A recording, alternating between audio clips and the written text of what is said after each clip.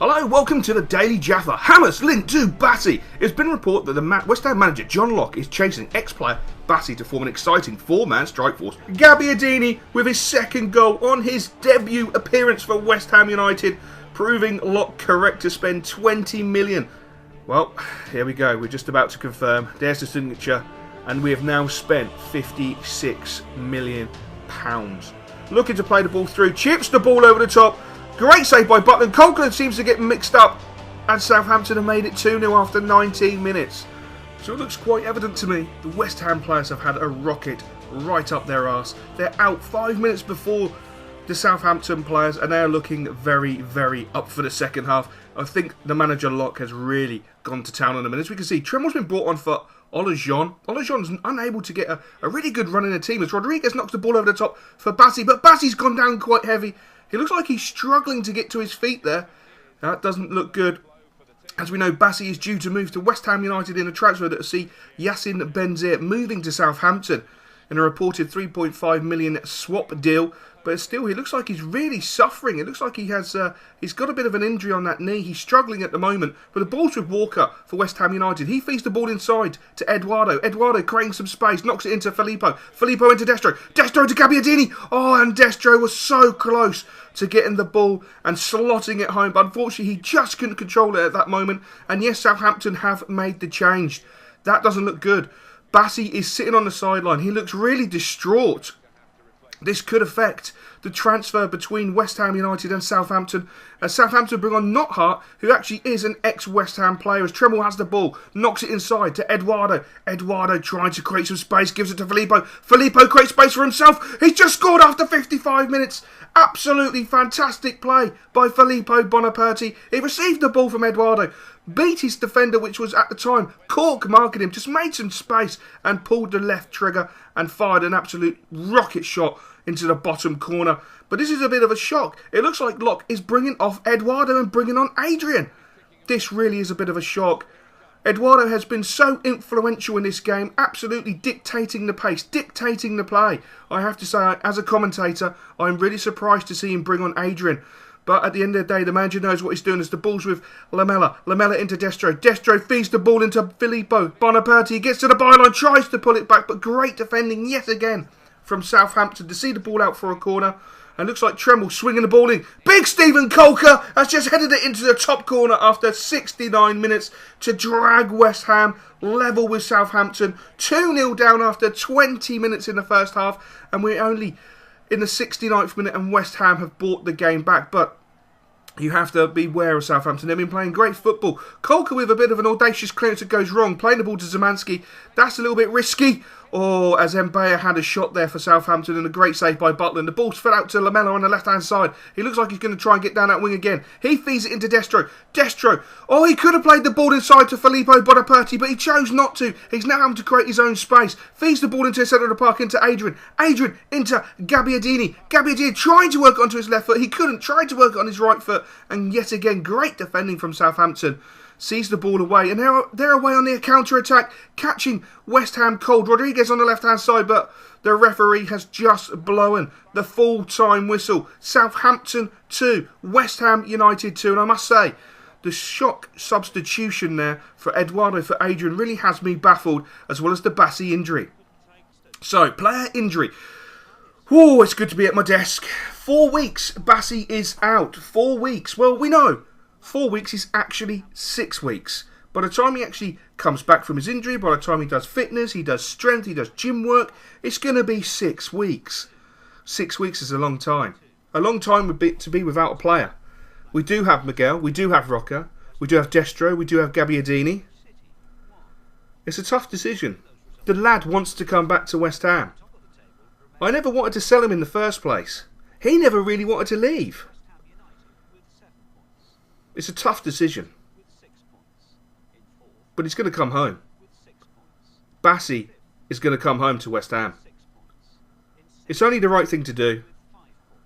I remember Fergie doing it with Ruud van Nistelrooy when he suffered a knee injury. It's no different. It's 4 weeks. It's 6 weeks. It's a couple of months. It doesn't matter. The boy wants to come to West Ham. We want him at West Ham. We're going to do the deal. That takes our spending to £59.5 million. Just shy of 60 million quid. Now that surely has to tell you that we mean business. Proper business. I want to win everything. I want to win everything. Look at the lads going out on international duty. That's ridiculous.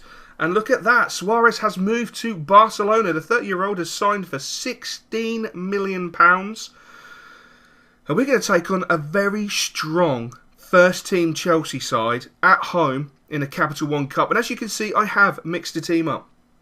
And I was reading on the West Ham fan forum that a lot of people are concerned with the signings such as Lamela, such as Destro, such as Gabbiadini, such as Pogba.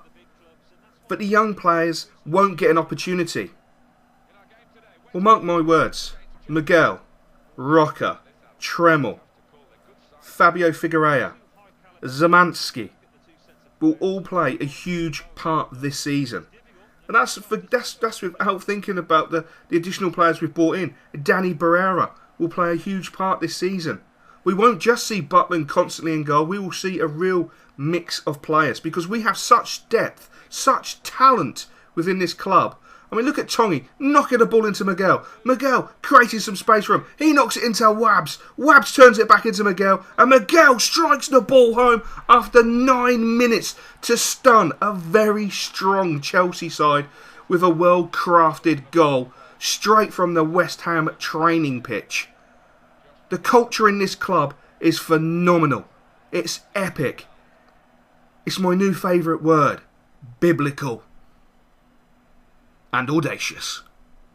But we will be seeing those players play regular games. They will be a big part of this season. They need to be a big part of this season for 2 reasons. We're going to be challenging on as many fronts as we physically can. Let's be honest. We want to win everything. Look at that play by Sturridge. Great save by Barrera. And Juan Mata. He's such a sneaky player. Nipping in there after 41 minutes to make it 1 apiece. A great first half by the lads. Really played well. Got to say, Wabs was sensational. Miguel and Roca are just looking absolutely deadly together up front. They are forming such a partnership. It's going to be disgusting. It really will be disgusting. But I've got to say, they're going to be playing such a major part. They need to be playing a major part because we've got so many games coming up. I mean, look at this rubbish by FIFA. Oh my days. Can't clear the ball. Juan Mata after 50 minutes slots it home to make it 2-1 to Chelsea. Really disappointed about that. But the boys are putting up such a good fight. Playing so well. So well. So yeah, don't be disappointed that we brought in the likes of Destro, Gabbiadini. We needed to make a statement. We needed to bring big players into the club. If we get knocked out of the Capital One, we're going to have 3 trophies to challenge for. The Barclays Premier League, the FA Cup, the Champions Cup. What do you think a successful season would be with this current squad we have? Me personally, I want to win all 3. I want the treble. I want the treble. That is our destiny. The treble is our destiny, in my belief. I believe we can win the treble. I believe we have the depth within the squad to honestly win the treble. Or give it a damn good go. I would love to know what you guys think in the comments below. What do you think would be a good season? Do you think a double will be good? You know, the League and the FA Cup, or the League and the Champions Cup, or the Champions Cup and the FA Cup? What do you think would be a good season? And do you think we can do it with the players we have, with the calibre of players we have at the club at this moment in time? And also, just slightly off the subject, while you're watching some transfer business going on in the background, I was going to be putting a training episode in this episode, but due to, I don't know what, every time I updated the squad, like literally brought in Destro, Gabbiadini, Filippo, etc., all into the West Ham team and done the team management, and then went on to do a practice game from the arena, it would literally default back to the original West Ham squad.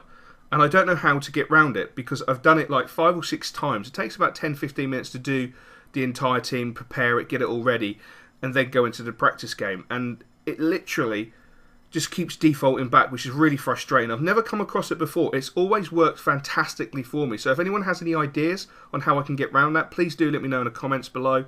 Otherwise, I'm just going to keep trying and hopefully get at least, 1 session to be able to record perhaps a whole season's worth of training facilities for us, but it's really frustrating me at this moment in time. Also, in the next episode, we will see the first youth player review. I'm not 100% how to do it. I've gone with a gut feeling, and we'll have to see. Hopefully, you guys in the next episode will comment on how you would like to see the player review for Tremel is the first player. It was very close between Tremel and Zimanski, but Tremel won in the end, so hopefully you'll enjoy that. And in the background, you have seen our pursuit of Jovetic.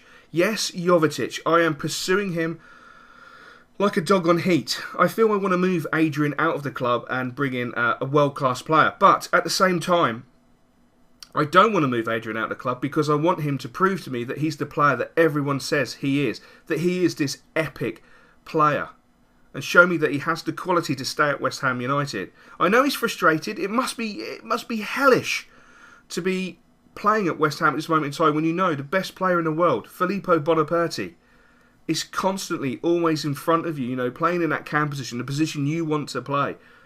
But, Filippo never lets us down. Filippo is magnificent. He's never failed. He comes up with goals. He creates goals. His stamina, his work rates, his whole ethics are fantastic. So I can understand the frustration from Adrian, and I can understand his reasons for perhaps wanting to leave the club. But at the same time, I'm a stubborn manager. And as much as I want Jovetic, as much as I'm trying to pursue him, I don't really want to let Adrian go. And I don't really want to bring Jovetic in. I feel we have enough big egos, big players at the club. We have a dressing room full of banter, full of excitement.